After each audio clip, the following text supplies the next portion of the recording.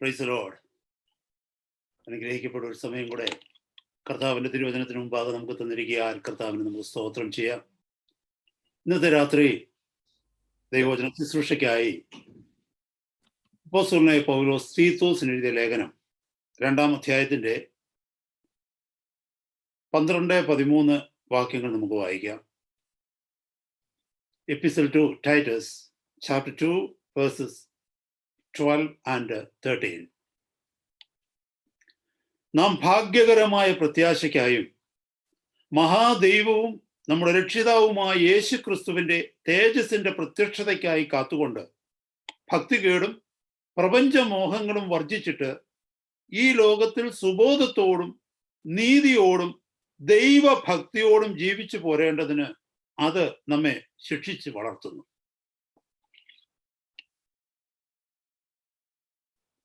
ആ വാക്യത്തിന്റെ ആ അധ്യായത്തിന്റെ അവസാനം എഴുതി വച്ചിരിക്കുന്നത് 15-ാമത്തെ വാക്യത്തിൽ, ഇത് പൂർണ്ണ ഗൗരവത്തോടെ പ്രസംഗിക്കുകയും പ്രബോധിപ്പിക്കുകയും ശാസിക്കുകയും ചെയ്യുക, ആരും നിന്നെ തുച്ഛീകരിക്കരുത്.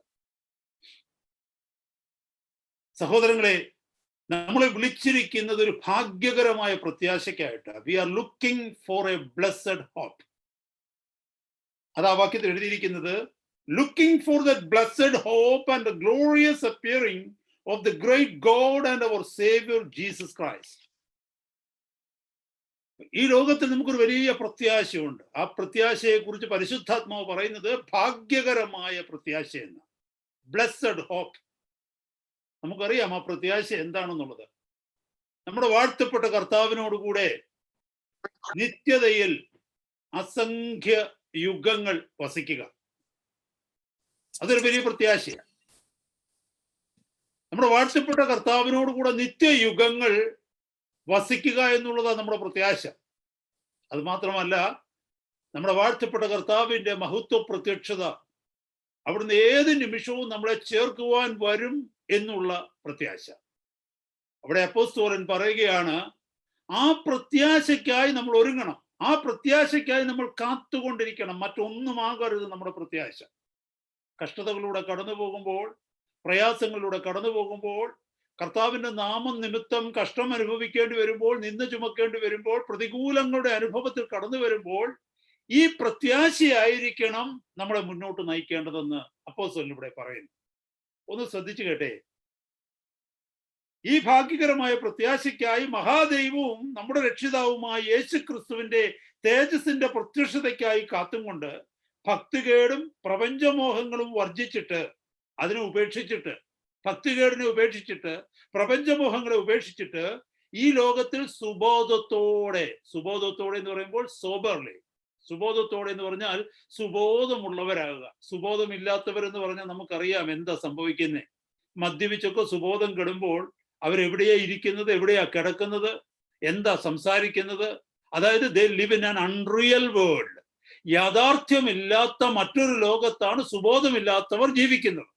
സുബോധമുള്ളവർ ജീവിക്കുന്നത് they are living in a real world. യഥാർത്ഥമായി ചുറ്റുപാടുള്ളതിനെയൊക്കെ അറിഞ്ഞു ജീവിക്കുന്നതാ സുബോധത്തിൽ ജീവിക്കുക എന്ന് പറഞ്ഞാൽ. സുബോധത്തോടും നീതിയോടും ദൈവഭക്തിയോടും കൂടെ ജീവിച്ചു പോരേണ്ടതിന് അതെന്ന് പറഞ്ഞാൽ മുകളിൽ എഴുതിയിരിക്കുന്നു ഉപദേശം.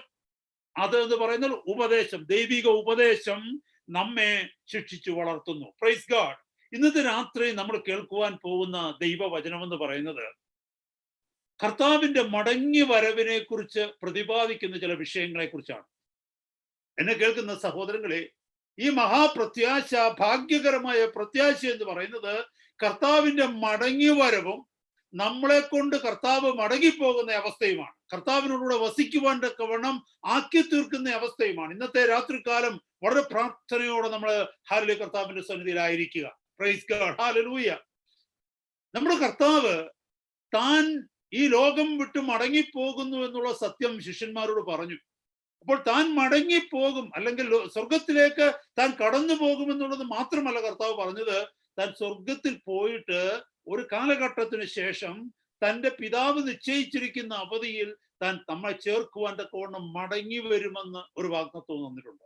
അപ്പൊ കർത്താവ് പറഞ്ഞത് താൻ തിരികെ പോകുമെന്നുള്ളത് മാത്രമല്ല, താൻ മടങ്ങി നമ്മെ ചേർക്കുവാൻ തക്കവണ്ണം മടങ്ങി വരും എന്നുള്ള വാർത്തയും കൂടെയാണ്. അതായത് യോഹന്നാന്റെ സുവിശേഷത്തിലേക്ക് വരുമ്പോൾ യോഹന്നാന്റെ സുവിശേഷം 14-ാം അധ്യായത്തില് ഈ വചനം എഴുതിയിരിക്കുന്നു. 14-ാം അധ്യായത്തിന്റെ 1-ാമത്തെ വാക്യം, നിങ്ങളുടെ ഹൃദയം കലങ്ങിപ്പോകരുത്, ദൈവത്തിൽ വിശ്വസിക്കുവിൻ, എന്നിലും വിശ്വസിക്കുവിൻ. എന്റെ പിതാവിന്റെ ഭവനത്തിൽ അനേക വാസസ്ഥലങ്ങൾ ഉണ്ട്, ഇല്ലെങ്കിൽ ഞാൻ നിങ്ങളോട് പറയുമായിരുന്നു. ഞാൻ നിങ്ങൾക്ക് സ്ഥലമൊരുക്കുവാൻ പോകുന്നു. ഞാൻ പോയി നിങ്ങൾക്ക് സ്ഥലമൊരുക്കിയാൽ ഞാൻ ഇരിക്കുന്നിടത്ത് നിങ്ങളും ഇരിക്കേണ്ടതിന് പിന്നെയും വന്ന് നിങ്ങളെ എൻ്റെ അടുക്കൽ ചേർത്തുകൊള്ളും. ശിഷ്യന്മാരോട് താൻ പറഞ്ഞ വചനമാണിത്. നമുക്കറിയാം, ഈ 14-ാമത്തെ അധ്യായത്തിൽ മുന്നോട്ട് പോകുമ്പോൾ കർത്താവിന്റെ പ്രാർത്ഥനയുണ്ട്.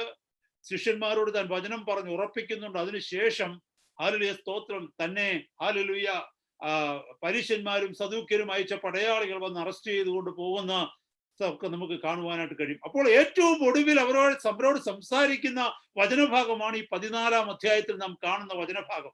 അവിടെ കർത്താവ് പറയുകയാ, നിങ്ങളുടെ ഹൃദയം കലങ്ങിപ്പോകരുത്, നിങ്ങൾ പ്രത്യാശയോടെ എന്നിൽ വിശ്വസിക്കണം, ദൈവത്തിൽ വിശ്വസിക്കണം, എന്നിലും വിശ്വസിക്കണം. കാരണം എന്തെന്നറിയാമോ? ഞാൻ നിങ്ങളെ വിട്ടിപ്പോ പോകുന്നത് ഒരു മടങ്ങിയ വരവിന് വേണ്ടിയാണ്. എന്തിനാ ഞാൻ പോകുന്നത്? ഞാൻ പോയി നിങ്ങൾക്ക് വേണ്ടി ഒരു സ്ഥലമൊരുക്കാൻ പോവുകയാണ്. ആ സ്ഥലമൊരുക്കം കഴിഞ്ഞിട്ട് ഞാൻ നിങ്ങളെ ചേർക്കുവാനായിട്ട് മടങ്ങി വരും. അതുകൊണ്ട് നിങ്ങളുടെ ഹൃദയം കലങ്ങിപ്പോകരുത്, നിങ്ങൾ പ്രത്യാശയോടുകൂടി കാത്തിരിക്കണമെന്ന്. ഇന്നത്തെ രാത്രി എന്നെ കേൾക്കുന്ന സഹോദരങ്ങളെ, ഈ പ്രത്യാശ നമ്മളിൽ ഒന്ന് വർദ്ധിക്കണം. ഈ പ്രത്യാശയിൽ നമ്മളൊന്ന് ബലപ്പെടണം. പ്രൈസ് ഗോഡ്, ഹല്ലേലൂയ സ്തോത്രം. നമുക്കറിയാം, ദൈവത്തിന്റെ വചനം പരിശോധിക്കുമ്പോൾ, പുതിയ നിയമത്തിലേക്ക് പരിശോധിക്കുമ്പോൾ, the second coming of the Lord Jesus Christ is an emphatic doctrine in the New Testament. ഒരു വളരെ പ്രധാനപ്പെട്ടത്, എംഫാറ്റിക് ആയിട്ടുള്ള, മോസ്റ്റ് ഇമ്പോർട്ടന്റ് ആയിട്ടുള്ള ഒരു ഡോക്ട്രിനാണ് return of the Lord Jesus Christ, കർത്താവിന്റെ മടങ്ങി വരവെന്നുള്ളത്. ഞാൻ ഈ വചനഭാഗത്തെ കുറിച്ച് ഒന്ന് പഠിക്കുവാൻ ശ്രമിച്ചപ്പോൾ, ഈ വിഷയത്തെക്കുറിച്ച് ഒന്ന് പഠിക്കുവാൻ ശ്രമിച്ചപ്പോൾ എനിക്ക് മനസ്സിലായത്, ഏതാണ്ട് 350 പ്രാവശ്യം, ഓൾമോസ്റ്റ് 350 ടൈംസ് കർത്താവിന്റെ മടങ്ങി വരവിനെ കുറിച്ച് ഈ ദൈവവചനത്തിൽ, പുതിയ നിയമത്തിൽ പരാമർശിച്ചിട്ടുണ്ട്. 350ഓളം പ്രാവശ്യം. How important it is. Hallelujah. ഇത്ര പ്രാധാന്യം അർഹിക്കുന്ന ഒരു വിഷയത്തെക്കുറിച്ച് ദൈവസഭ എത്ര മെസ്സേജുകളാണ് കേൾക്കുന്നത്, എത്ര സെർമണാണ് കേൾക്കുന്നത്. ഹല്ലേലൂയ. ഇത്ര പ്രധാനപ്പെട്ട ഒരു വിഷയത്തെക്കുറിച്ച് നമ്മൾ പ്രാർത്ഥനകളിൽ എത്രമാത്രമാണ് പരാമർശിക്കുന്നത്. ഇത്ര പ്രധാനപ്പെട്ട ഒരു വിഷയത്തെക്കുറിച്ച് ഏതാണ്ട് 350 പ്രാവശ്യത്തോളം ഈ വിഷയം പുതിയ നിയമത്തിൽ ലേഖനങ്ങളിലും സുവിശേഷങ്ങളിലും ഹല്ലേലൂയ വെളിപ്പാട് പുസ്തകത്തിലുമായി പ്രതിപാദിച്ചിരിക്കുമ്പോൾ ഇതിനെക്കുറിച്ച് എത്ര പാട്ടുകളാണ് നമ്മൾ എഴുതിയിട്ടുള്ളത്. എന്നെ കേൾക്കുന്ന സഹോദരങ്ങളെ, നമ്മുടെ പ്രത്യാശയാണിത്. പ്രത്യാശയാണ്.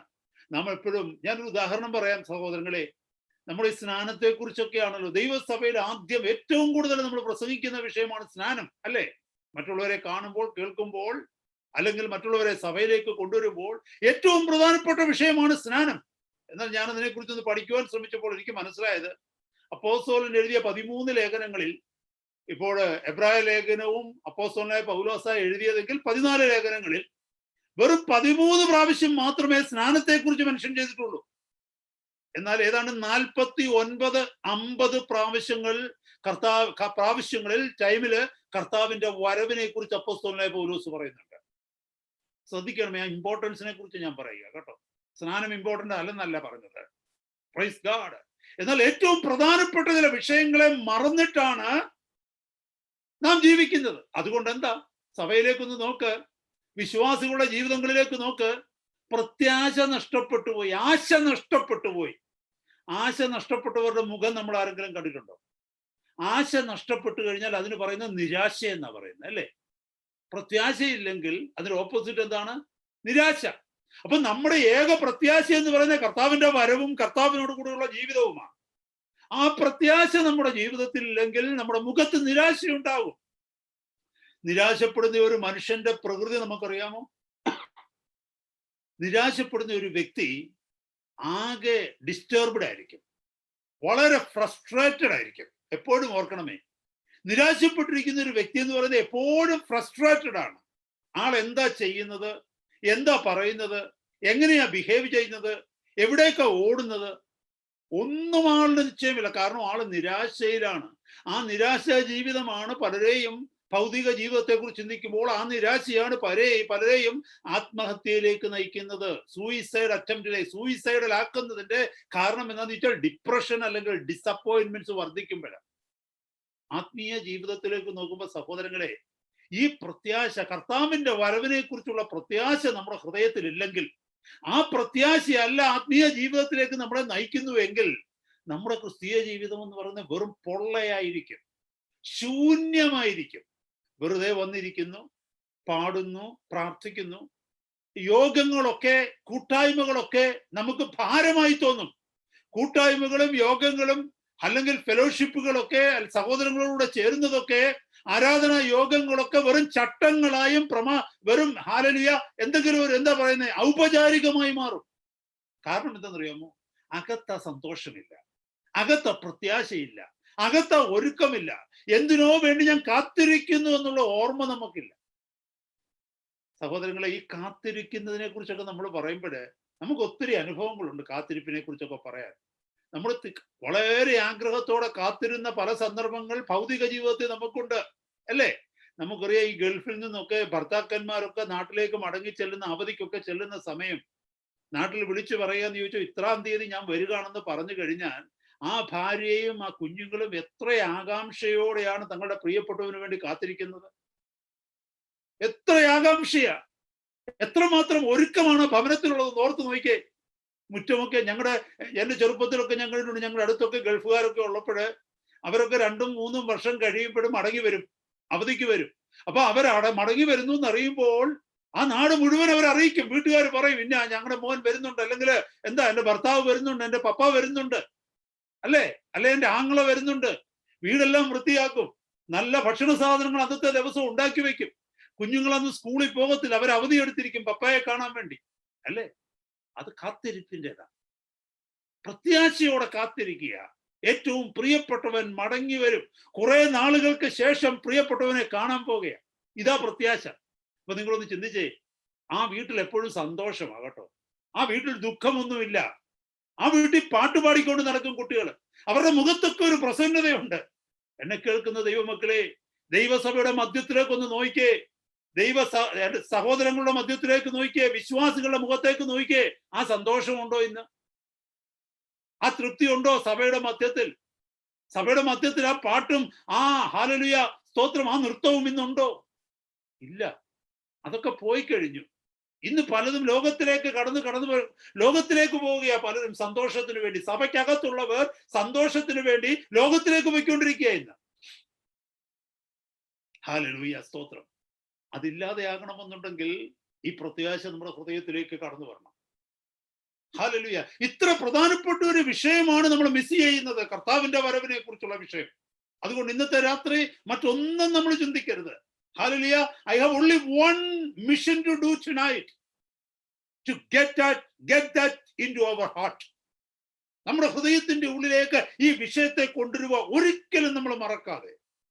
ഇന്നു മുതൽ ഒരിക്കലും നമ്മൾ മറക്കരുത് ഈ വിഷയത്തെ കുറിച്ച്. നമ്മുടെ ഹൃദയത്തിലെ ഏറ്റവും വലിയ വിഷയവും ഏറ്റവും വലിയ പ്രത്യാശയും നമ്മുടെ വാഴ്ത്തപ്പെട്ട കർത്താവിന്റെ വരവായിരിക്കണം. ഇന്ന് രാത്രി ഒരു ചോദ്യം ഞാൻ ചോദിക്കട്ടെ. Do you think the Lord will come tonight? ഇന്നത്തെ രാത്രി കർത്താവ് വരുമെന്ന് തോന്നുന്നുണ്ടോ? എന്താ നമ്മുടെ മറുപടി? Do you think the Christ is going to come tonight? ഇന്നത്തെ രാത്രി വാഴ്ത്തപ്പെട്ട കർത്താവ് മടങ്ങി വരുമെന്ന് തോന്നുന്നുണ്ടോ? 99% would say, I don't think so. അല്ലേ? 99% പേരും പറയും, ഞങ്ങൾക്ക് തോന്നുന്നില്ല ഇന്നത്തെ രാത്രി വരുമെന്ന്. നിങ്ങൾക്കറിയാമോ അതിനെക്കുറിച്ച് കർത്താവിന്റെ പരിശുദ്ധാത്മാവ് എന്താ പറഞ്ഞിരിക്കുന്നതെന്ന്? മത്തായിയുടെ സുവിശേഷം 24-ാം അധ്യായം 42 മുതൽ 44 വരെയുള്ള വാക്യങ്ങൾ വായിച്ചാൽ അവിടെ എഴുതിയിരിക്കുന്നു, നിങ്ങളുടെ കർത്താവ് ഏത് സമയത്ത് വരുമെന്ന് നിങ്ങൾ അറിയായികൊണ്ട് ഉണർന്നിരിപ്പേ.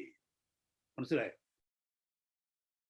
നിങ്ങളുടെ കർത്താവ് ഏത് നിമിഷം വരുമെന്ന് നിങ്ങൾ അറിയായികൊണ്ട്, ഏത് ദിവസം നിങ്ങളുടെ കർത്താവ് വരുന്നു എന്ന് അറിയായികൊണ്ട്. 43-44 വാക്യത്തിൽ പറഞ്ഞു, ഏത് നാഴികയിൽ നിങ്ങളുടെ കർത്താവ് വരുന്നു എന്ന് നിങ്ങൾ അറിയായിക്കൊണ്ട് ഉണർന്നിരിപ്പേ. How important it is to be alert. How important it is to be awakened. Because we don't know the hour and the day our precious Lord is coming back. Hallelujah, സ്തോത്രം. എന്തുകൊണ്ടാ പ്രീച്ചേഴ്സ് ഇത് പ്രസംഗിക്കാത്തതെന്ന് അറിയാമോ? They don't believe. They don't find it to be important. വേറെ ഒത്തിരി subject ദൈവവചനത്തിലുണ്ട്. അത് മാത്രമല്ല, probably they are not ready. That is the reason they are not giving it important. എന്നെ കേൾക്കുന്ന സഹോദരങ്ങളെ, ദൈവസഭയിൽ ഏറ്റവും കൂടുതൽ പ്രസംഗിക്കപ്പെടേണ്ട വിഷയമാണ് കർത്താവിന്റെ മടങ്ങിവരവ്. കർത്താവിന്റെ മടങ്ങിവരവിനെ കുറിച്ച് പ്രസംഗിച്ചാൽ മറ്റൊന്നും പ്രസംഗിക്കേണ്ട ആവശ്യമില്ല. മാനസാന്തരം സംഭവിക്കും. പാപത്തിൽ നിന്ന് ജനം വിടുതൽ പ്രാപിക്കും. കാരണം ഇത്ര ശ്രേഷ്ഠകരമായ ഒരു പ്രത്യാശ തങ്ങളുടെ മുമ്പിലുണ്ടെന്നും മുമ്പേ വായിച്ചതുപോലെ പ്രപഞ്ച മോഹങ്ങളെ വിടും, ഭക്തികേടിനെ വിടും. ഹല്ലേലൂയ, സ്തോത്രം. സുബോധമുള്ളവരായിരിക്കും, നീതിയുള്ളവരായിരിക്കും, ദൈവഭക്തി ഉള്ളവരായിരിക്കും. ഉപദേശത്തിൽ അവർ നിലനിൽക്കും. Praise God. കർത്താവിന്റെ വരവിനെ കുറിച്ചുള്ള സത്യം, ആ മഹത്വകരമായ, ശ്രേഷ്ഠകരമായ, ഭാഗ്യകരമായ പ്രത്യാശ നമ്മുടെ ഹൃദയത്തിലേക്ക് വരുമ്പോൾ, എന്നെ കേൾക്കുന്ന സഹോദരങ്ങളെ, ലൂക്കോസിന്റെ സുവിശേഷം 17-ാം അധ്യായം നമ്മൾ പഠിക്കുമ്പോൾ അതിനകത്ത് നോഹയെക്കുറിച്ചും ലോത്തിനെ കുറിച്ചുമുള്ള പരാമർശങ്ങൾ നമ്മുടെ കർത്താവ് നടത്തിയിട്ടുണ്ട്. അവിടെ കർത്താവ് പറഞ്ഞു, ഹല്ലേലൂയ, സ്തോത്രം, കർത്താവിന്റെ വരവ് നോഹയുടെ കാലം പോലെയാകും. Praise God. വീണ്ടും കർത്താവ് ആവർത്തിച്ച് 26 മുതലുള്ള വാക്യങ്ങൾ വായിച്ചാൽ മനസ്സിലാകും. ലൂക്കോസിന്റെ സുവിശേഷം 17-26 മുതൽ താഴേക്ക് വായിക്കുമ്പോൾ നമുക്ക് ആ സത്യം അവിടെ മനസ്സിലാകും. നോഹയുടെ കാലത്ത് സംഭവിച്ചതുപോലെ തന്നെ സംഭവിക്കും. അത് മാത്രമല്ല, ലോത്തിന്റെ കാലത്ത് ഭവിച്ചതുപോലെയും ആകും എന്ന് കർത്താവ് പറഞ്ഞു. ഒരു കാര്യം ഓർക്കണമേ, വെള്ളപ്പൊക്കം വരുന്നത് വരെ ആ നാട്ടുകാരും ചിന്തിച്ചില്ല ഹല്ലേലൂയ, നോഹ പ്രസംഗിക്കുന്ന പ്രസംഗം സത്യമാണെന്നുള്ളത്. ഹല്ലേലൂയ. ആദ്യത്തെ മഴത്തുള്ളി ആ ദേശത്ത് വീഴുന്നത് വരെ അവരാരും, ലോകത്ത് ഭൂമിയിൽ വീഴുന്നത് വരെ അവരാരും കരുതിയില്ല ഇങ്ങനെ ഒരു സംഭവം നടക്കാൻ പോകുകയാണെന്ന്. എത്രയോ വർഷങ്ങളായി ഈ പാവപ്പെട്ട മനുഷ്യൻ വീടാന്തരം കയറിയിറങ്ങി സുവിശേഷം അറിയിക്കുകയാണ്. ദേശത്തിന്റെ കോണുകളിൽ നിന്നുകൊണ്ട് പ്രസംഗിക്കുക ദൈവത്തിന്റെ ന്യായവിധിയെ കുറിച്ച്. ഇതാ വരുന്നു, മഴ വരുന്നു, ഇതാ വെള്ളപ്പൊക്കം ഉണ്ടാകാൻ പോകുന്നു, ഭൂമി മുഴുവനും ദൈവത്തിന്റെ കോപത്തിൽ നശിക്കുവാൻ പോകുന്നു. അവൻ പ്രസംഗിക്കുകയാണ്. പക്ഷെ കേട്ടുകൊണ്ടിരുന്നവർ പറഞ്ഞു, ഈ പ്രായമുള്ള മനുഷ്യൻ എന്തോ കുഴപ്പം പറ്റിയതാണ്. മനസ്സിലായോ? അത് മാത്രമാണോ? അവൻ പ്രസംഗിക്കുക മാത്രമല്ല, തന്റെ ജീവിതത്തിന്റെ പ്രവൃത്തിയിലൂടെ കാണിച്ചു കൊടുത്തു, what I am preaching is what I believe. ഞാൻ പ്രസംഗിക്കുന്നതാണ് ഞാൻ വിശ്വസിക്കുന്നത് എന്റെ പ്രവൃത്തിയിൽ കാണിച്ചു. കാരണം തനിക്കുള്ളതൊക്കെ വിറ്റിട്ട് അവൻ പെട്ടകം പണിയാൻ തുടങ്ങി. ദൈവത്തിന്റെ പ്രമാണപ്രകാരം ഒരു പെട്ടകം പണിയുക എന്ന് പറയുന്നത് ചെറിയ കാര്യമല്ല സഹോദരങ്ങളെ. അതിന് വലിയ വില കൊടുക്കേണ്ടി വരും. പലതും നഷ്ടപ്പെടുത്തേണ്ടതായിട്ട് വരും. നമ്മുടെ ഭൗതിക ലക്ഷ്യങ്ങൾ മാറ്റിവെക്കേണ്ടതായിട്ട് വരും. Praise God. നമ്മുടെ സുഖ സൗകര്യങ്ങൾ മാറ്റിവെക്കേണ്ടതായി വരും. രാവിലെ എഴുന്നേൽക്കുന്നതും രാത്രി കിടക്കാൻ പോകുന്നതും താമസിച്ചു പോയെന്ന് വരും. സമ്പാദ്യങ്ങളിൽ കുറവുണ്ടാകും. പലരും നമ്മളെ തെറ്റിദ്ധരിക്കും. ഭവനക്കാർ എതിരായി തീരും. കുഞ്ഞുങ്ങൾക്ക് മനസ്സിലായില്ലെന്നിരിക്കും. ഭാര്യ ചിലത് എതിരായിട്ട് നിൽക്കും. ഭർത്താവ് എതിരെ നിൽക്കും. ചിലപ്പോൾ അവരെയൊക്കെ കൺവിൻസ് ചെയ്യുക എന്ന് പറയുന്നത് വലിയ വിഷയമായി തീർന്നിരിക്കും. ദൈവത്തിന്റെ പെട്ടകം പണിയുക എന്ന് പറയുന്നത് അതിലെ ലോകത്തെ സംബന്ധിച്ചിടത്തോളം ഒരു നഷ്ടക്കച്ചവടമാണ്. നോഹ എന്ത് ചെയ്തെന്നറിയാമോ? നഷ്ടങ്ങൾ സഹിച്ചുകൊണ്ട് ദൈവം പറഞ്ഞ പ്രമാണപ്രകാരം പെട്ടകം പണിതു. അത് കാണിച്ചത് എന്താണെന്നറിയാമോ? താൻ എന്ത് പ്രസംഗിച്ചുവോ അത് താൻ പ്രവൃത്തിയിൽ കാണിക്കുക. ഇതെല്ലാം കണ്ടിട്ടും ലോകം അനുദപിച്ചില്ല. ഇതെല്ലാം കണ്ടിട്ടും ലോകം മനസ്സാന്തരപ്പെട്ടില്ല.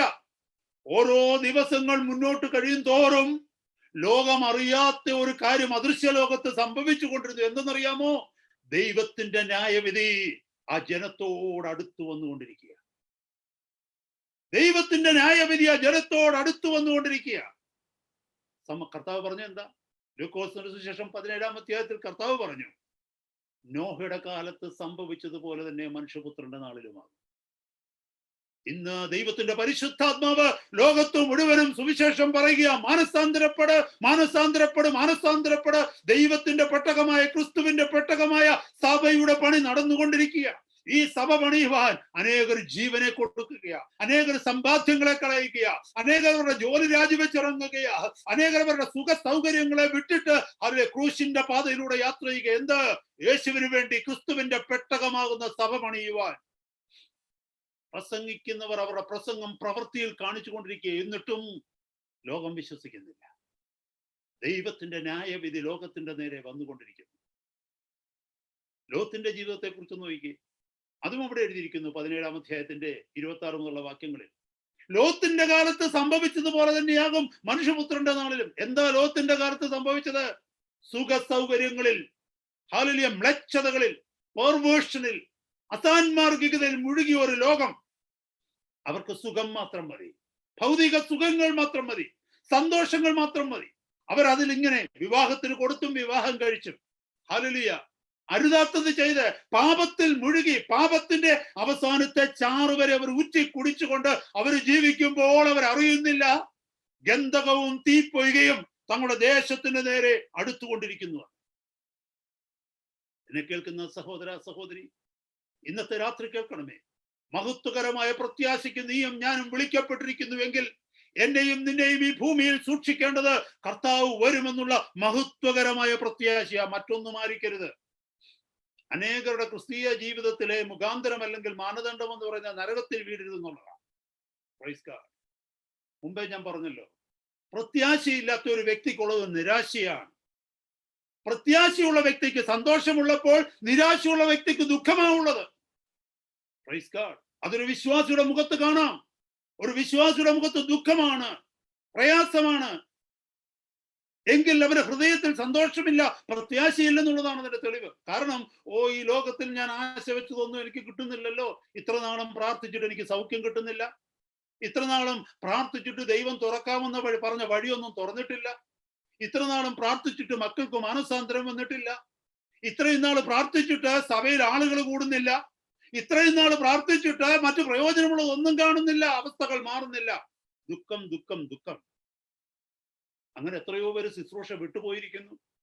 എന്നാൽ എന്നെ കേൾക്കുന്ന ദൈവ പൈതലെ, തീത്തോസിന്റെ ലേഖനത്തിൽ പറഞ്ഞിരിക്കുന്നു, അപ്പോസ്തലൻ ഓർമ്മിപ്പിക്കുകയാണ്, നിന്നെ വിളിച്ചിരിക്കുന്നത് ഭാഗ്യകരമായ ഒരു പ്രത്യാശയ്ക്കും മഹാദൈവവും നമ്മുടെ രക്ഷിതാവുമായ യേശു ക്രിസ്തുവിന്റെ മഹത്വ പ്രത്യക്ഷതയ്ക്ക് വേണ്ടി കാത്തിരിക്കുവാനും കൂടെയാണ്.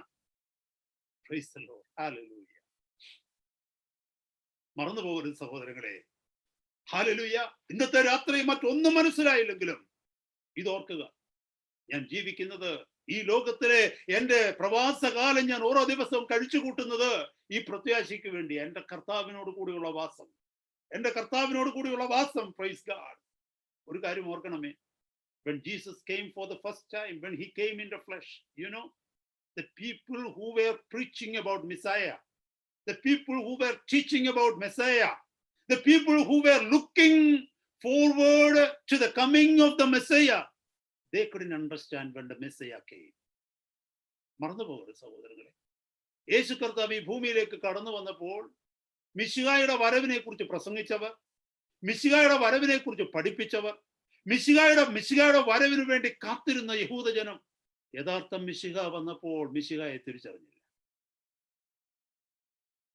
അത് നമ്മളെ ഓർമ്മിപ്പിക്കുന്നത് എന്താണെന്നറിയാമോ?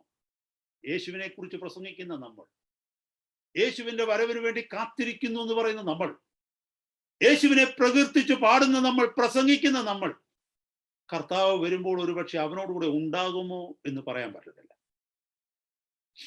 Price God. മറന്നു പോകരുതേ സഹോദരങ്ങളെ. കർത്താവിന്റെ വരവ് ഞാൻ മുമ്പേ ചോദിച്ച ചോദ്യം അതാ. ഇന്നത്തെ രാത്രി കർത്താവ് വരുമോ? 99% വിശ്വാസികളും പറയും I don't think so. I don't think so. That means I am not ready. Hallelujah. കർത്താവ് പറയുന്നു, നിങ്ങളുടെ കർത്താവ് ഏത് ദിവസം വരുമെന്ന് നിങ്ങൾ അറിയായിക്കൊണ്ട്, ഏത് നാഴികയിൽ വരുമെന്ന് അറിയായിക്കൊണ്ട് ഉണർന്നിരിക്കുകയും നമുക്ക് ഈ ദിവസങ്ങളിൽ ഉണർന്നിരിക്കുന്നവരായിട്ട് തീരാം.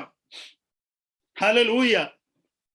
കർത്താവ് തന്റെ വരവിനെ കുറിച്ച് പറഞ്ഞിരിക്കുന്ന പ്രധാനമായ ഒരു അധ്യായത്തിലേക്ക് ഇന്നത്തെ രാത്രി കുറച്ച് സമയം ചിന്തിക്കുന്നു. അതിനുശേഷം ചില വാക്യങ്ങളിലേക്കൊന്ന് പോകുവാനായിട്ട് നമ്മുടെ വിശ്വാസം, ഞാൻ പറഞ്ഞല്ലോ, this is not a sermon, this is not a preaching or anything. This is something we are trying to, grill into our heart, which we can't afford to forget in the days to come. നമ്മുടെ ഹൃദയത്തിന്റെ ഉള്ളിലേക്ക് drill ചെയ്തിറക്കുകയാണ് ഒരു വലിയ സത്യം, ഒരിക്കലും മറക്കുവാൻ കഴിയാത്ത ഒരു വലിയ സത്യം നമ്മുടെ ഹൃദയത്തിന്റെ ഉള്ളിലേക്ക്. കർത്താവ് ഏത് നിമിഷവും വരും. കാരണം എന്നാന്ന് ചോദിച്ചാൽ, നമ്മുടെ പലരുടെയും ജീവിതം കാണുമ്പോൾ കർത്താവ് വരുന്ന കാര്യത്തെക്കുറിച്ച് ഒരു ബോധവും ഇല്ലാത്ത രീതിയിലാണ് നാം ജീവിക്കുന്നത്. അതിന്റെ അർത്ഥം പാപത്തിന്റെ വഴികളിൽ ജീവിക്കുന്നു എന്നുള്ളതല്ല. ഞാൻ മുമ്പേ പറഞ്ഞതുപോലെ ഹല്ലേലൂയ. അപ്പൻ ഗൾഫിൽ നിന്ന് വരുമെന്ന് പറയുന്ന ഒരു മോൻ നടക്കുന്നത് എപ്പോഴും ശൂളമടിച്ച് പാട്ടുപാടി സന്തോഷിച്ചാണ് നടക്കുന്നത്. എന്താടാ നിനക്ക് ഇത്ര സന്തോഷം എന്ന് ചോദിച്ചാൽ, പപ്പ നാളെ ഗൾഫിൽ നിന്ന് വരുന്നെന്ന് പറയും. കാരണം വർഷങ്ങൾ കൊണ്ട് കാത്തിരിക്കുക പപ്പായെ. ഞാൻ നടക്കുന്നത് കണ്ടാൽ എൻ്റെ യേശുവിൻ്റെ വരവിനെ ഓർത്ത് നടക്കുന്നവനായിട്ട് തോന്നണം. എൻ്റെ പാട്ടുകൾ കേട്ടാൽ, എൻ്റെ പ്രസംഗങ്ങൾ കേട്ടാൽ, എൻ്റെ ജീവിത ശൈലികൾ കണ്ടാൽ, എൻ്റെ ഓഫീസിൽ ഒരാൾ എന്നെ കണ്ടാൽ, ഭവനത്തിൽ ഒരാൾ കണ്ടാൽ, എനിക്കൊരു പ്രത്യാശ എൻ്റെ ഉള്ളിൽ ഉണ്ടെന്ന് അവർക്ക് തോന്നണം. ഹല്ലേലൂയ. മത്തായിയുടെ സുവിശേഷം 24-ാം അധ്യായത്തിലേക്ക് നമുക്കൊന്ന് പോകാം. 24-ാം അധ്യായത്തിലേക്ക് നോക്കുമ്പോൾ കർത്താവ് തന്റെ വരവിനെ കുറിച്ച് വളരെ വ്യക്തമായിട്ട് പറഞ്ഞിരിക്കുന്ന ഒരു അധ്യായമാണ്. മനുഷ്യൻ പറയുന്നത് കേൾക്കരുത് സഹോദരങ്ങളെ. ഇന്ന് ഒത്തിരി ഡോക്ട്രിനൽ കോൺഫ്ലിക്ട്സുകളുണ്ട്. സഭ മഹോപദ്രവകാലത്തിലൂടെ കടന്നു പോകുമോ? Pre tribulation and post tribulation, so many things are happening. മഹോപദ്രവകാലത്തിലൂടെ സഭ കടന്നു പോകുമോ, അതോ ഉപദ്രവത്തിന് മുമ്പ് സഭ എടുക്കപ്പെടുമോ? എന്തെല്ലാം വിഷയങ്ങളാണ് ഇന്ന് തിസിസിന് ഉള്ളത്. ഹല്ലേലൂയ. ഏതെല്ലാം വിഷയങ്ങളിലാ പരസ്പരം ആൾക്കാർ ഹല്ലേലൂയ എന്താ പറയുന്നത്, വോട്ടെടുപ്പ് നടക്കുന്നത്. കർത്താവ് എന്തുവാ പറഞ്ഞിരിക്കുന്നത് നോക്കിയാൽ മതി, ഒരു കൺഫ്യൂഷനും ഇല്ല. Very simple. മനുഷ്യൻ പറയുന്നതല്ല നോക്കേണ്ടത്, കർത്താവ് എന്ത് പറഞ്ഞിരിക്കുന്നു. പലപ്പോഴും second coming of the Lord, കർത്താവിന്റെ രണ്ടാമത്തെ വരവിനെ കുറിച്ചുള്ള പ്രസംഗം കേൾക്കാൻ ഒത്തിരി ഇഷ്ടം എല്ലാവർക്കും. എന്തുവാണെന്നറിയാമോ? ലക്ഷണങ്ങൾ ഉണ്ടാകും, ഭൗതികമായിട്ടുണ്ടാകുന്ന അടയാളങ്ങളെ കുറിച്ച് കേൾക്കാം, ഭൗതികമായി നമ്മുടെ ചുറ്റും സംഭവിക്കുന്ന പ്രകൃതി വിഷയങ്ങളെ കുറിച്ച് കേൾക്കാം. വചനത്തിൽ എവിടെയാണ് ആ പ്രവചനം എഴുതിയിരിക്കുന്നത്, ആ പ്രവചനത്തിന്റെ നിവൃത്തി എങ്ങനെയാണ് വന്നത്, ഇതൊക്കെ കേൾക്കുമ്പോൾ ഭയങ്കര സന്തോഷമാണ്. ഉള്ളിലല്ല സന്തോഷം, അറിവ് വർദ്ധിപ്പിക്കുവാനുള്ള സന്തോഷം. അറിവ് വർദ്ധിപ്പിക്കുവാനുള്ള സന്തോഷം. ഒത്തിരി അറിവ്. മനുഷ്യന്റെ ബലഹീനതയാ അറിവെന്ന് പറയുന്നത്. മനുഷ്യന്റെ ബലഹീനതയാ അറിവ്. അതുകൊണ്ടാണ് ദൈവവചനം പറയുന്നത്, അക്ഷരം കൊല്ലുന്നു, ആത്മാവ് ജീവിപ്പിക്കുന്നു. അക്ഷരം ആത്മാവിനെ കൊല്ലും.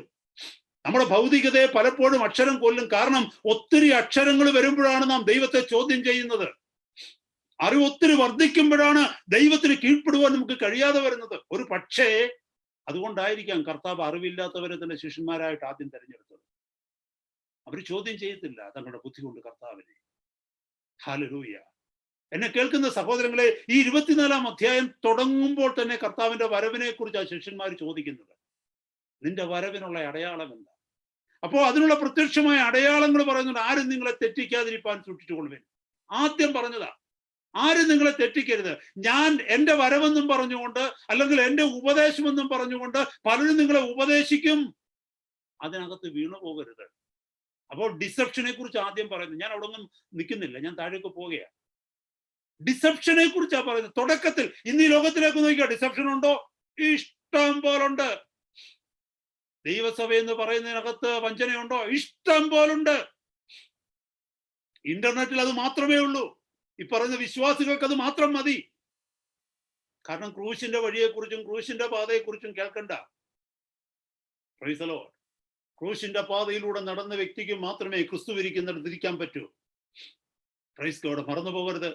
വെളിപ്പാട് പുസ്തകം 3:21 പറയുന്നു, ഞാൻ ജയിച്ച എൻ്റെ പിതാവിന്റെ വലത്തുഭാഗത്ത് ഇരിക്കുന്നത് പോലെ, പിതാവിന്റെ സിംഹാസനത്തിൽ ഇരിക്കുന്നത് പോലെ ജയിക്കുന്നവൻ എന്നോട് കൂടെ ഇരിക്കും. ജയിക്കുക, ജയിക്കുക. ക്രിസ്തു ജയിച്ചു, യേശു ജയിച്ചു, ഞാനും ജയിക്കണം. ഏതിനെ? ലോകത്തെ ജയിക്കണം, പാപത്തെ ജയിക്കണം, ജഡമോഹങ്ങളെ ജയിക്കണം, പിശാചിനെ ജയിക്കണം. ക്രിസ്തു എന്തൊക്കെ ജയിച്ചു അതൊക്കെ നമ്മൾ ജയിക്കണം. അതിനുള്ള കൃപ അവിടുന്ന് നമുക്ക് തരും. അപ്പോസ്തലന്മാർ അതിനെ ജയിച്ചു. അതിന്റെ അർത്ഥം നമ്മൾ ക്രിസ്തുവിനോളം perfect ആണെന്നുള്ളതല്ല. Same principle. That is what it means. The principle in which Jesus walked, we are expected to walk in the same principles. Praise God. മറന്നു പോകരുത് സഹോദരങ്ങളെ. ഇവിടെ പറയുന്നു ഡിസെപ്ഷൻ ഒന്നാമത്. പിന്നെ താഴോട്ട് പറയുന്നത് ഭൗതികമായ ചില അടയാളങ്ങളാ. യുദ്ധങ്ങള്, യുദ്ധശ്രുതികള്, അതൊക്കെ കേട്ട് നിങ്ങൾ ചഞ്ചലപ്പെടാതിരിക്കാൻ നോക്കണം. അതൊക്കെ എൻ്റെ വരവിന്റെ ആരംഭമാണ്. ഇന്നതെല്ലാം നടക്കുന്നില്ലേ സഹോദരങ്ങളെ? താഴോട്ട് നോക്കിയാൽ പിന്നെ ജാതി ജാതിയോട്, രാജ്യം രാജ്യത്തോട് എതിർക്കും. ഇന്ന് നടക്കുന്നില്ലേ അതൊക്കെ?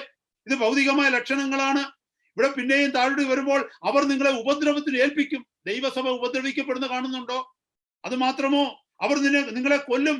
എന്റെ നാമനിമിത്തം സകല ജാതികളും നിങ്ങളെ പകയ്ക്കും. എത്ര സത്യമാ! ഹല്ലേലൂയ.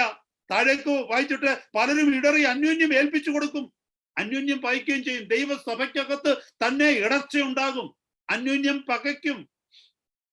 Price the Lord. താഴേക്ക് വായിച്ചു വരുമ്പോൾ കള്ളപ്രവാചകന്മാർ പലരും വന്ന് അനേകരെ തെറ്റിക്കും. False prophets and false teachers. എത്രയോ പേര് പോകുന്നു. ദൈവസഭയിലേക്ക് കടന്നു വന്നവർ എത്ര പേര് മടങ്ങിപ്പോകുന്നുണ്ട്? കള്ളപ്രവാചകന്മാർ മുഖാന്തരം, ഇല്ലേ? വർഷങ്ങൾ കൊണ്ട് കർത്താവിന്റെ ശുശ്രൂഷ ചെയ്തു എന്ന് പറയുന്ന ദൈവദാസന്മാർ അതെല്ലാം വിട്ടിട്ട് പണ്ട് നിന്നിടത്തോട്ട് മടങ്ങിപ്പോകുന്ന കാഴ്ച ഇപ്പൊ കണ്ണിന് മുമ്പിൽ കാണുന്നില്ലേ സഹോദരങ്ങളെ? കർത്താവിന്റെ വരവിന്റെ ലക്ഷണങ്ങളാണ് അതൊക്കെ. ഹല്ലേലൂയ. ഞാനൊരു വലിയ സത്യത്തിലേക്കാണ് നിങ്ങളെ ഇപ്പൊ കൊണ്ടിരുന്ന ഇങ്ങോട്ട് താഴേക്ക് വായിച്ചു വരുമ്പോൾ. Praise God. താഴേക്ക് നോക്കിയേ, അധർമ്മം പെരുകുന്നതുകൊണ്ട് അനേകരുടെ സ്നേഹം തണുത്തു പോകും. എത്രയോ പേര് നന്നായിട്ട് തുടങ്ങി, ഇപ്പൊ തണുത്തുപോയി. കാരണം എന്തുവാ? ചുറ്റുപാടും അധർമ്മം പെരുക. ദൈവം ഉണ്ടെങ്കിൽ ഇങ്ങനൊക്കെ സംഭവിക്കുമോ? ചിലരുടെ ചോദ്യമാണ് ഇപ്പോഴും. അതും വിശ്വാസികളാ ചോദിക്കുന്നത്. ദൈവം ഉണ്ടെങ്കിൽ ഇതൊക്കെ സംഭവിക്കുമോ ഇങ്ങനൊക്കെ? ദൈവം എന്താ പ്രതികാരം ചെയ്യാത്തെ?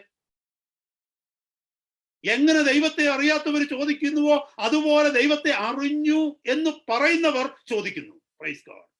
രണ്ടുപേരുടെയും ഭാഷ ഒന്ന് തന്നെ. എന്തെല്ലാം കേൾക്കണം ഇന്ന്. ഹല്ലേലൂയ. സോഷ്യൽ മീഡിയയിലൂടെ എന്തെല്ലാം കാണുന്നതും കേൾക്കുന്നതും ചെയ്യുന്നത്. വിശ്വാസികൾ എന്ന് പറയുന്നവരുടെ വായിലൂടെ കേൾക്കുന്നത്. താഴേക്ക് നോക്കിക്കേ, കർത്താവ് പറയുന്നു, എന്നാൽ അവസാനത്തോളം സഹിച്ചു നിൽക്കുന്നവൻ രക്ഷിക്കപ്പെടും. പിന്നീട് ഒരു വാക്യം നോക്കിയേ, 14-ാമത്തെ വാക്യം. രാജ്യത്തിന്റെ ഈ സുവിശേഷം സകല ജാതികൾക്കും സാക്ഷ്യമായി ഭൂലോകത്തിലൊക്കെയും പ്രസംഗിക്കപ്പെടും, അപ്പോൾ അവസാനം വരും. യേശു കർത്താവ് പറഞ്ഞ വേറൊരു തെളിവാണ്. രാജ്യത്തിന്റെ, സ്വർഗരാജ്യത്തിന്റെ ഈ സുവിശേഷം ഭൂലോകത്തിലൊക്കെയും പ്രസംഗിക്കപ്പെടും, അപ്പോൾ അവസാനം എത്തും. Can you tell me, my brother, my sister, could you tell me about one country, one nation where the gospel was not preached yet? ഇതുവരെ സുവിശേഷം എത്താത്ത ഒരു രാജ്യത്തെ കുറിച്ച് നിങ്ങൾക്ക് എന്നോടൊന്ന് പറയാമോ? ഇല്ല. എല്ലായിടത്തും സുവിശേഷം എത്തിക്കഴിഞ്ഞു. എല്ലായിടത്തും സുവിശേഷം എത്തിക്കഴിഞ്ഞു. എല്ലായിടത്തും most of the place internet എത്തിക്കഴിഞ്ഞു. UK-യിലുള്ളതിനേക്കാൾ സ്പീഡാണ് കേരളത്തിൽ ഇപ്പൊ ഇന്റർനെറ്റിന്. ഇഷ്ടംപോലെ സുവിശേഷം എല്ലായിടത്തും എത്തി. അതിനുള്ള മുഖാന്തരങ്ങൾ എല്ലായിടത്തും തുറന്നു. ദൈവം തന്റെ ദാസന്മാരെ കഷ്ടതയുടെ നടുവിലൂടെ, പീഡനങ്ങളുടെ നടുവിലൂടെ മിഷണറിമാരായി ഹൃദയത്തിന്റെ ഉള്ളിൽ ഭാരവും പ്രത്യാശയും കൊടുത്ത്, ഭാരം എന്ന് പറയുന്നത് നശിച്ചു പോകുന്ന ജനത്തെ കുറിച്ചുള്ള ഭാരം, പ്രത്യാശ എന്ന് പറയുന്നത് കർത്താവ് മടങ്ങി വരുമെന്നുള്ള പ്രത്യാശ, ആ തീ ഉള്ളിൽ കൊടുത്തുകൊണ്ട് ഹല്ലേലൂയ ഇരുണ്ട ഭൂഖണ്ഡങ്ങളിലേക്ക് കർത്താവ് തന്റെ ദാസന്മാരെ അയക്കുക. ഏത് രാജ്യത്തിന് പറയുവാൻ പറ്റും ക്രിസ്തുവിന്റെ സുവിശേഷം കേട്ടില്ലെന്ന്? ഏത് രാജ്യത്തിന് പറയുവാൻ പറ്റും സ്വർഗരാജ്യത്തിന്റെ വാർത്ത അവർ അറിഞ്ഞില്ലെന്ന്? കർത്താവിന്റെ വരവിന്റെ തെളിവുകൾ. Praise God. താഴേക്കൊന്ന് വായിച്ചു വന്നേ, അടുത്ത വാക്യം കേട്ടെ. എന്നാൽ ദാനിയേൽ പ്രവാചകൻ മുഖാന്തരം അരുളി ചെയ്തതുപോലെ ശൂന്യമാക്കുന്ന മ്ലേച്ഛത വിശുദ്ധ സ്ഥലങ്ങളിൽ നിൽക്കുന്നത് കാണുമ്പോൾ വായിക്കുന്നവൻ ചിന്തിച്ചു കൊള്ളട്ടെ. ഇന്നത് കാണുന്നില്ലേ? ശൂന്യമാക്കുന്ന മ്ലേച്ഛത നിൽക്കരുതാത്തടത്ത് നിൽക്കുന്നത് നിങ്ങൾ കാണുമ്പോൾ, where it is not supposed to be, perversion, iniquities, transgressions, lawlessness, it is standing in the places where it is not supposed to be. ഇതല്ലേ സഭയ്ക്കകത്ത് കാണുന്നത്? ലോകത്തോട് കൈ കൊടുത്തുകൊണ്ട് സഭയെ നടത്തുന്നവർ ലോകത്തിൽ, സഭാ ശുശ്രൂഷകർ ലോകത്തിന്റെ ശുശ്രൂഷകന്മാരായി മാറുന്നു. രണ്ടിലും ഇലക്ഷനും നിൽക്കാൻ പറ്റും, കർത്താവിന്റെ സഭയെ നയിക്കാൻ പറ്റും. മനസ്സിലായോ? ദൈവത്തെ അറിയാത്തവർക്ക് വേണ്ടി വോട്ട് ചോദിച്ച് വീടുകളിലൂടെ കയറി ഇറങ്ങി നടക്കാൻ പറ്റും. അതേ വ്യക്തികൾ തന്നെ യേശുവിന്റെ സുവിശേഷം പറഞ്ഞുകൊണ്ടും വീടുകൾ കയറി ഇറങ്ങി നടക്കും.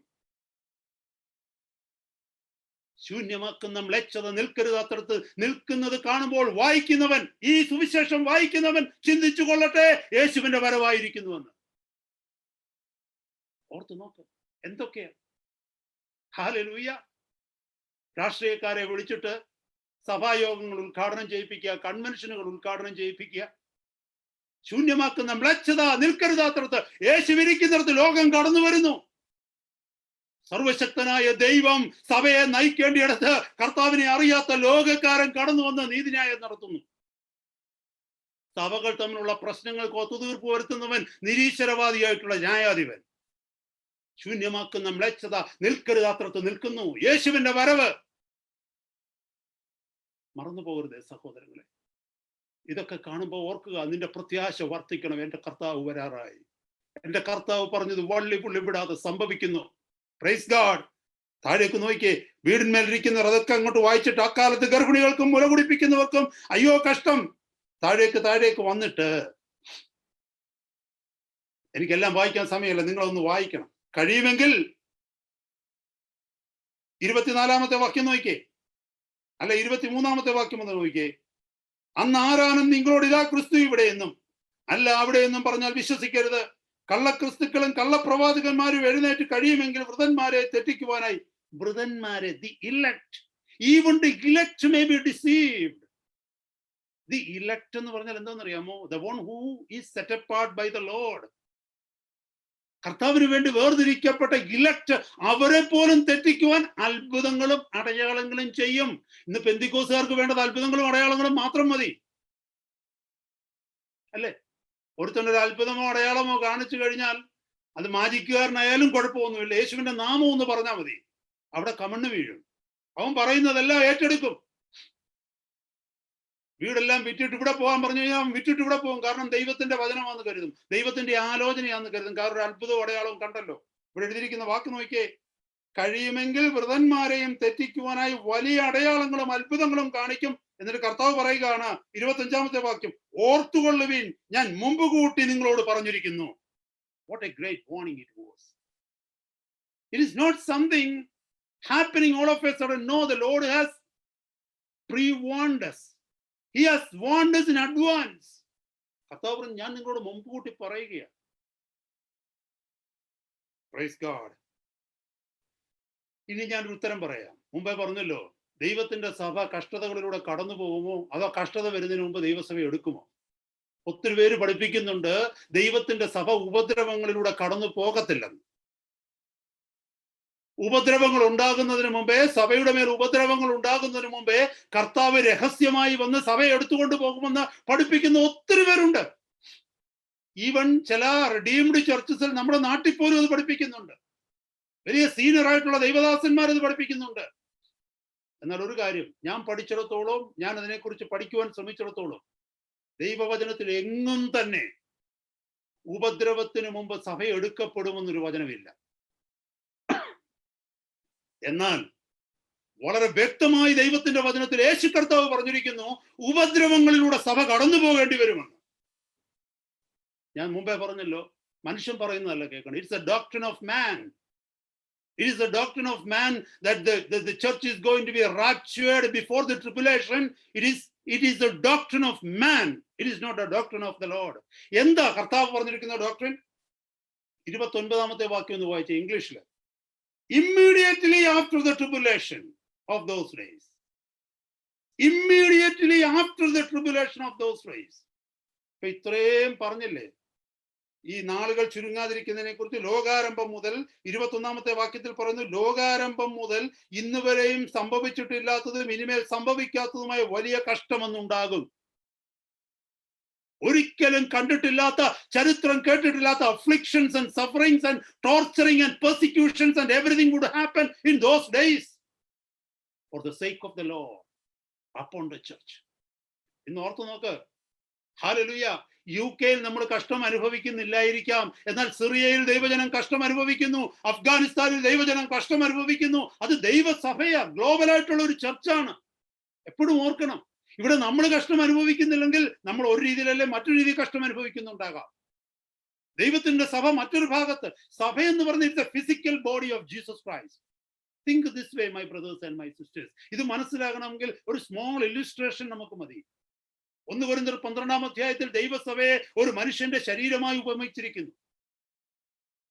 The spiritual body, the body of Christ, that is the church, is likened to a human body.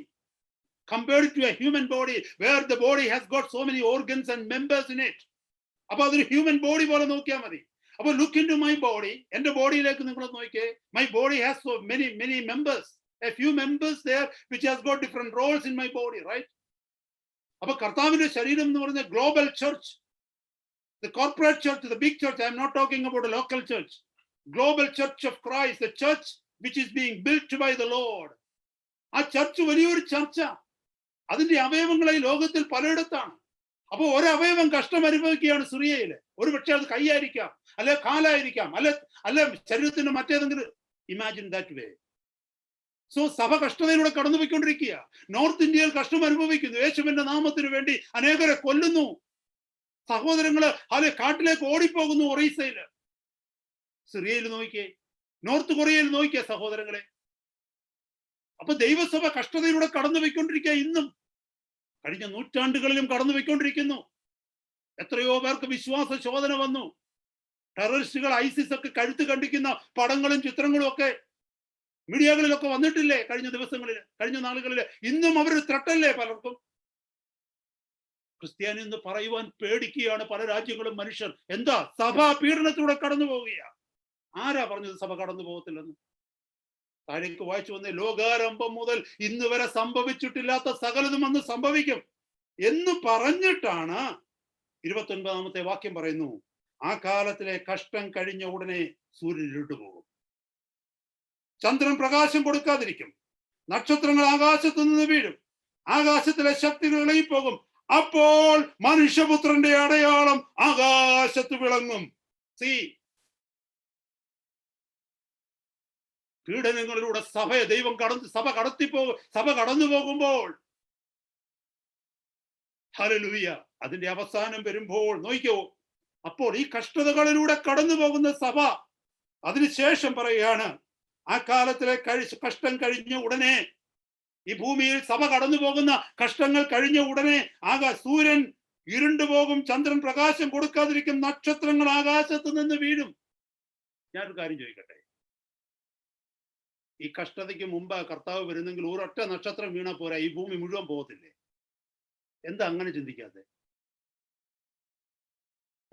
കർത്താവ് പറയുന്നത് എന്താ?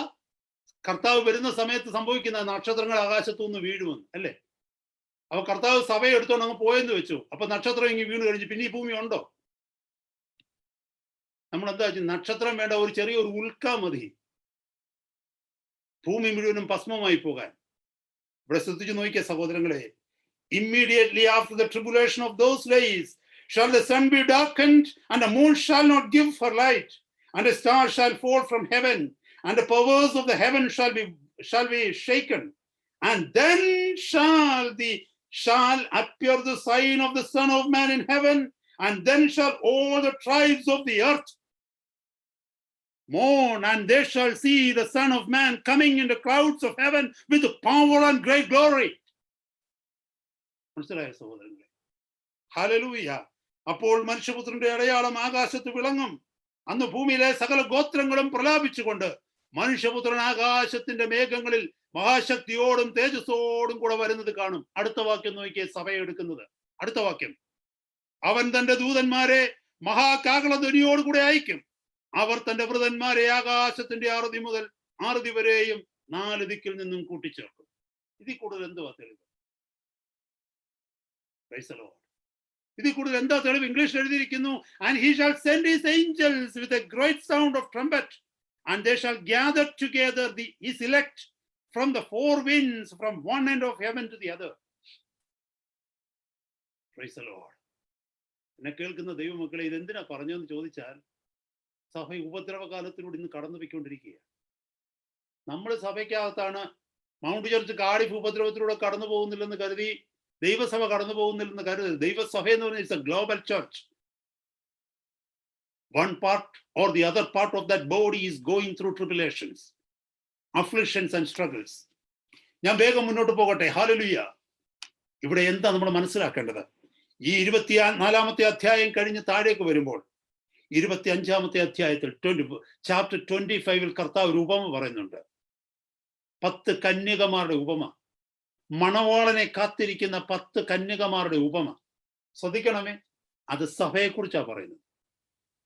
മണവാളൻ വരുമെന്നറിഞ്ഞിട്ടും ഒരുങ്ങാത്ത 5 പേരും ഒരുങ്ങിയ 5 പേരും. Praise God. നമ്മൾ ഇതിനെക്കുറിച്ച് നേരത്തെയൊക്കെ ഒത്തിരി ക്ലാസ് എടുത്തിട്ടുണ്ട്, പഠിച്ചിട്ടുണ്ട്. ഞാൻ ആ ഭാഗത്തെക്കുറിച്ച് ഒത്തിരി എക്സ്പ്ലെയിൻ ചെയ്യുവാനായിട്ട് ശ്രമിക്കുന്നില്ല. ഇത് നമ്മളെ പഠിപ്പിക്കുന്ന 24-ാമത്തെ അധ്യായത്തിൽ കർത്താവിന്റെ മടങ്ങി വരവിനെ കുറിച്ച് കർത്താവ് എഴുതിയിട്ട് 25-ാമത്തെ അധ്യായത്തിൽ കർത്താവ് ഉപമകളിലൂടെ അത് പഠിപ്പിക്കുകയാണ്. ഇത്രയുമെല്ലാം അറിഞ്ഞിട്ടും, ഇത്രയുമെല്ലാം കേട്ടിട്ടും, ഇത്രയുമെല്ലാം പഠിച്ചിട്ടും സഭയുടെ മധ്യത്തിൽ ഒരുങ്ങാത്ത, പോഷരായിരിക്കുന്ന, ബുദ്ധിയില്ലാത്ത 5 കന്യകമാരുണ്ട്. 5 കന്യകമാരും 5 കന്യകമാരും. 5 പേര് ബുദ്ധിയുള്ളവർ, 5 പേര് ബുദ്ധിയില്ലാത്തവർ. 5 wise and 5 foolish. What does it mean? It is equal proportion, 50-50. ഒരു പക്ഷെ ഞാൻ ഭയപ്പെടുന്ന സഹോദരങ്ങളെ, എന്നെ കേട്ടുകൊണ്ടിരിക്കുന്ന നമ്മുടെ മധ്യത്തിൽ പോലും ആ 50-50 ഉണ്ടോ എന്ന്. കാരണം കർത്താവ് പറഞ്ഞതാ ഉണ്ടെന്ന്. ഒരുങ്ങാത്തവരും ഒരുങ്ങിയവരും. Praise God, praise the Lord. ഞാൻ ആ ഭാഗത്തേക്ക് പോകുന്നില്ല. ഈ വചനം നമ്മൾ ഒത്തിരി കേട്ടിട്ടുള്ളതാ. ആ വചനം 1 മുതൽ താഴേക്കുള്ള വാക്യങ്ങളൊന്ന് വായിച്ചാൽ മനസ്സിലാകും ഒരുങ്ങാതിരുന്നത് എന്തുകൊണ്ടാണ്. The difference between these two, what made 5 wise and what made the other 5 foolish. അവിടെ എഴുതിയിട്ടുണ്ട്. എന്തുവാ? ഒന്ന് മാത്രമേ ഉള്ളായിരുന്നു, a hidden flask of oil. ബാക്കി എല്ലാം 2 പേർക്കും തുല്യമാ. പക്ഷേ 5 പേരുടെ കയ്യിൽ ആ ഹിഡൻ ഫ്ലാസ്ക് ഓഫ് ഓയിൽ ഉണ്ടായിരുന്നു, മറ്റേ 5 പേരുടെ ഇല്ലായിരുന്നു. ബാക്കി എല്ലാം correct. Both of them were virgins. All of them were virgins. All of them, they had their lamps. All of the lamps were burning. They all waited for the same bridegroom. Everything was right. And all of them fell asleep. അതുകൊണ്ട് അവിടെയും വയസ്സായിട്ടുള്ളവരും ഉറങ്ങി. They also were tired.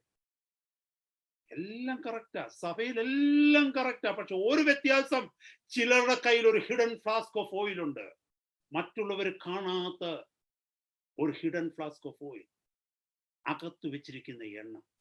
ഞാൻ എന്തിനാ പറയുന്നത് മറ്റുള്ളവർ കാണാത്തതെന്ന്? ഈ 5 പേരുടെ കയ്യിൽ ഈ ഹിഡൻ ഫ്ലാസ്ക് ഓഫ് ഓയിൽ ഇരിക്കുന്നത്, 5 പേരുടെ കയ്യിൽ ഈ ഫ്ലാസ്ക് ഓഫ് ഓയിൽ ഇരിക്കുന്നത് മറ്റേ 5 പേര് കണ്ടിരുന്നെങ്കിൽ 100% എനിക്ക് ഉറപ്പാണ് അവരും പോയി വാങ്ങിച്ചുകൊണ്ട് വന്നേനെമായിരുന്നു. പക്ഷെ അവർ കണ്ടില്ല. It was hidden somewhere in the clock. ആ ക്ലോത്തിനുള്ളിൽ, ആ ക്ലോക്സിനുള്ളിൽ എവിടെയോ അവർ മറ്റവർ വെച്ചിരുന്ന, ആവശ്യം വരുമ്പോൾ ഉപയോഗിക്കാൻ വേണ്ടി. That talks about the inner purity of a believer. ഹൃദയത്തിന്റെ ഉള്ളിൽ സൂക്ഷിച്ചു വെച്ചിരിക്കുന്ന വിശുദ്ധി. ലോകത്തോട് ആദ്യം നമ്മൾ തുടങ്ങിയത് മഹത്വകരമായ പ്രത്യാശ, മഹാദൈവവും നമ്മുടെ കർത്താവുമായ യേശുവിന്റെ മഹത്വ പ്രത്യക്ഷതയെ കുറിച്ചുള്ള പ്രത്യാശ. അതിനുവേണ്ടി മണവാളന്റെ വരവിനു വേണ്ടി തന്നെ ഒരുക്കി കാത്തിരിക്കുന്ന കന്യകയെ പോലെ ലോകത്തിന്റെ മാലിന്യം വരാതെ പ്രപഞ്ച മോഹങ്ങളെ വർജിച്ച് തന്നെ സൂക്ഷിക്കുന്ന അകത്തെ വിശുദ്ധിയ ഈ flask, hidden flask of oil. Price the Lord. പീഡനങ്ങൾ വർദ്ധിക്കുമ്പോൾ, വേദനകൾ വർദ്ധിക്കുമ്പോൾ, പ്രതികൂലങ്ങൾ വർദ്ധിക്കുമ്പോൾ, സഹോദരങ്ങളെ, വിശ്വാസിയും അവിശ്വാസിയും ഒരുപോലെ ടയേർഡാകും. എന്നാൽ ഒരു വിശ്വാസിയെ നിലനിർത്തുന്നത് എന്താണെന്നറിയാമോ? അവന്റെ ഉള്ളിൽ കർത്താവിനോട് ചേർന്ന് ഉള്ള ജീവിതത്തിന്റെ വിശുദ്ധിയാ. എൻ്റെ യേശുവിന് വേണ്ടി ഞാൻ വേർപെട്ടവനാണ്, എൻ്റെ യേശുവിന് വേണ്ടി വേർപെട്ടവളാണ് ഞാൻ. Praise God, hallelujah. മുന്നോട്ടുള്ള സമയം വളരെ പ്രധാനപ്പെട്ട ചില വാക്യങ്ങളിലൂടെ വെറുതെ എന്നല്ല, ഓടിച്ച് ഞാൻ അങ്ങ് പോകുകയാണ്. ആ വാക്യങ്ങൾ വായിക്കുമ്പോൾ തന്നെ നമുക്ക് മനസ്സിലാകും how important it is for us to be ready for the return of the Lord. കർത്താവിന്റെ വരവിന് വേണ്ടി നമ്മൾ എത്രമാത്രം ഒരുങ്ങപ്പെടേണ്ടിയിരിക്കുന്നു എന്നുള്ളതൊന്ന് കാണിക്കുവാൻ തക്കവണ്ണം ചില വചനഭാഗങ്ങൾ ദൈവസഭ ഇന്നത്തെ രാത്രി ഞാൻ ഓർമ്മിപ്പിക്കുക. ഞാൻ പറഞ്ഞല്ലോ, എല്ലാ പ്രാവശ്യം നടത്തുന്നതിന് കൂടി ഒരു സെർമൺ അല്ല ഇത്. ഒരു പ്രത്യേക, this is not a topical sermon or a topical study. No, this is something most important thing which we need to carry all the time with us. എൻ്റെ കർത്താവിന് വേണ്ടി ഞാൻ ഒരുങ്ങിയിട്ടുണ്ട്. എന്നെ കേൾക്കുന്ന സഹോദര സഹോദരി, ഇന്നത്തെ രാത്രി നീ ഒരുങ്ങിയിട്ടില്ലെങ്കിൽ നിനക്ക് ഒരിക്കലും ഒരുങ്ങാൻ പറ്റത്തില്ല. Praise God. കാരണം എന്താണെന്നറിയാമോ? കർത്താവ് പറഞ്ഞെന്ന് വെച്ചോ 2025 ഞാൻ വരുമെന്ന് പറഞ്ഞാൽ ഇന്ന് ഒരുങ്ങിയില്ലെങ്കിലും കുഴപ്പമില്ല, 25 ഒരുങ്ങിയാൽ മതി, കുഴപ്പമില്ല. പക്ഷെ കർത്താവ് പറഞ്ഞ ഏത് നിമിഷവും ഞാൻ വരുമെന്ന. That is the point. അതുകൊണ്ടാ പറഞ്ഞ ഇന്ന് ഒരുങ്ങിയില്ലെങ്കിൽ ഇനി ഒരുങ്ങത്തില്ലെന്ന്. കർത്താവ് ഇപ്പൊ വന്ന് എടുക്കപ്പെടുന്നത് എങ്ങനെയാ? ഒരു ദൈവ പൈതൽ എപ്പോഴും ഒരുക്കപ്പെട്ടവനായിരിക്കണം, ഒരുക്കപ്പെട്ടവളായിരിക്കണം. ഈ 5 കന്യകമാരെ പോലെ. ഹല്ലേലൂയ, സ്തോത്രം.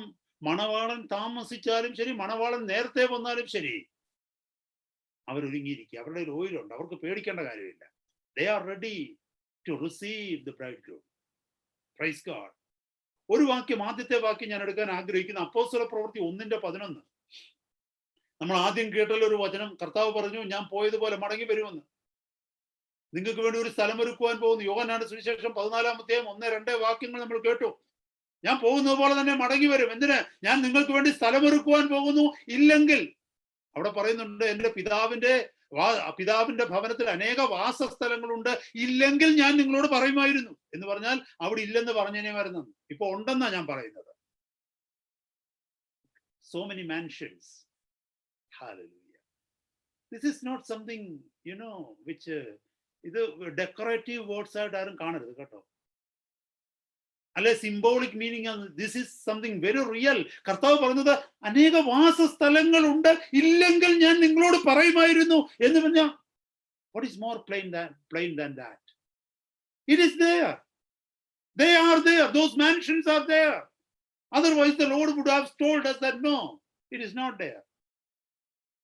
The Lord specifically and implicitly, exclusively, he said, there are habitations, dwelling places for us that the Lord is going to prepare before he comes.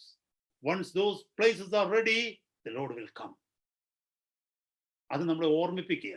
എപ്പോഴും ഓർക്കണമേ സഹോദര സഹോദരി, നമ്മുടെ ഭവനം കാണുമ്പോൾ അതിൽ പുകഴരുത്. കാരണം ഇതല്ല നമ്മുടെ പെർമനന്റ് ഭവനം. പെർമനന്റ് ഭവനം സ്വർഗത്തിൽ ഒരുങ്ങിക്കൊണ്ടിരിക്കുക. നമ്മുടെ വാഹനം കാണുമ്പോൾ അതിൽ പുകഴരുത്. ഇതല്ല നമ്മുടെ permanent place. That is the permanent place. നല്ലൊരു ജോലി കിട്ടുമ്പോൾ ഒത്തിരി സന്തോഷിക്കേണ്ട, കാരണം ഇത് കുറച്ചു നാളത്തേക്കേ ഉള്ളൂ. ഒരു സൗഖ്യം കിട്ടുമ്പോൾ ഒത്തിരി സന്തോഷിക്കേണ്ട, കാരണം ഒരു കുറച്ചു നാളത്തേക്കേ ഉള്ളൂ.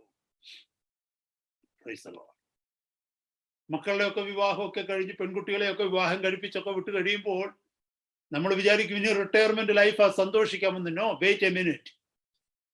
This is not a place for you to take rest the way you want to. No, there is another resting place which is being prepared for you and me. Hallelujah. അപ്പോസ്തല പ്രവൃത്തി 1:11 this good news was on the lips of angels. ദൂതന്മാരുടെ വായിൽ ഈ വാക്കുകൾ ഉണ്ടായിരുന്നു. അപ്പോസ്തല പ്രവൃത്തി 1:11 acts 1:11 നമ്മുടെ കർത്താവിന്റെ അസെൻഷന്റെ സമയത്ത്, സ്വർഗാരോഹണത്തിന്റെ സമയത്ത് അവിടെ ദൂതന്മാർ നിന്നുകൊണ്ട് ശിഷ്യന്മാരോട് പറയുന്നുണ്ട്. എന്തുവെന്നറിയാമോ? ഗലീല പുരുഷന്മാരെ, നിങ്ങൾ ആകാശത്തേക്ക് നോക്കി നിൽക്കുന്നത് എന്ത്? ആ വാക്യം ഒന്ന് വായിച്ചേ. നമുക്ക് ഇച്ചിരി സമയമുണ്ടല്ലോ, വാക്യങ്ങളൊന്ന് വായിച്ച് പെട്ടെന്ന് പോവാം. അപ്പോസ്തല പ്രവൃത്തി 1:11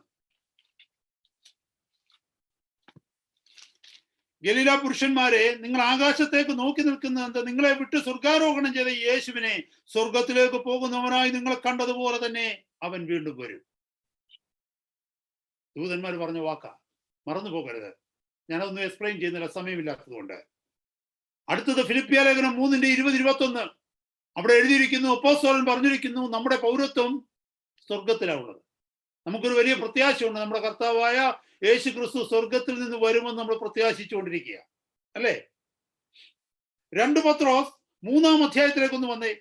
2 പത്രോസ് 3-ാം അധ്യായത്തിന്റെ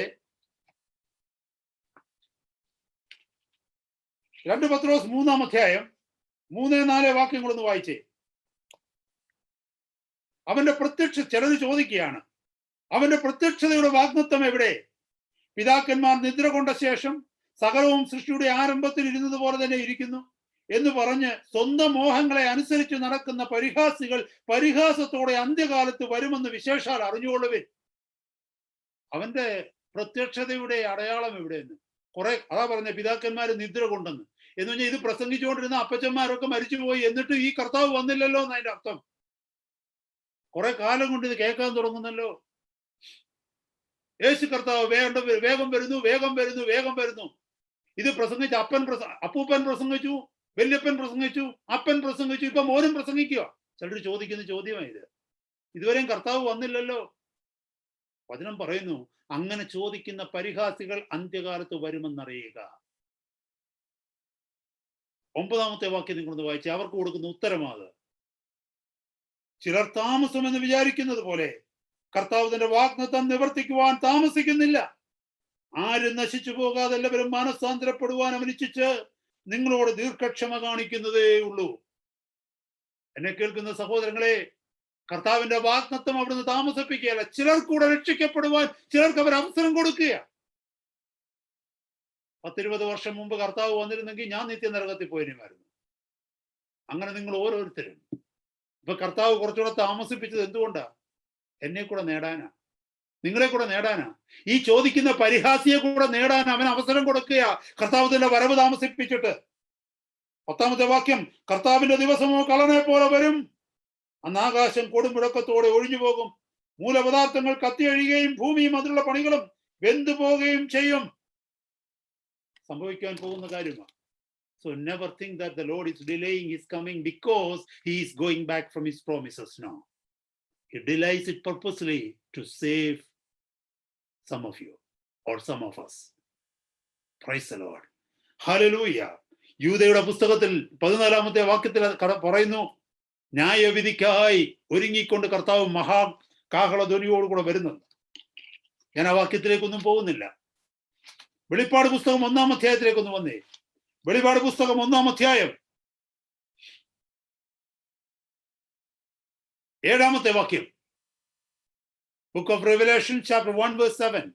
ഇതാ അവൻ മേഘാരൂഢനായി വരുന്നു, ഏത് കണ്ണും അവനെ കുത്തിത്തുളച്ചവരും അവനെ കാണും, ഭൂമിയിലെ ഗോത്രങ്ങളൊക്കെയും അവനെ ചൊല്ലി വിലപിക്കും. ഉവ്വ്, ആമേൻ. എന്തിനാ ഭൂമിയിലെ ഗോത്രങ്ങളൊക്കെ അവനെ ചൊല്ലി വിലപിക്കുന്നത്, നിലവിളിക്കുന്നത്? ഇവനെ വിശ്വസിക്കുവാൻ തക്കോണം നിങ്ങൾക്ക് കഴിഞ്ഞില്ലല്ലോ എന്നോർത്ത്. ഹല്ലേലൂയ. അവൻ മേഘാരൂഢനായി വരുന്നു, മേഘത്തെ തന്റെ വാഹനമാക്കി. Clouds he comes. ഇംഗ്ലീഷ് എഴുതിയിരിക്കുന്നത് നോക്കിയേ, ബിഹോൾഡ്.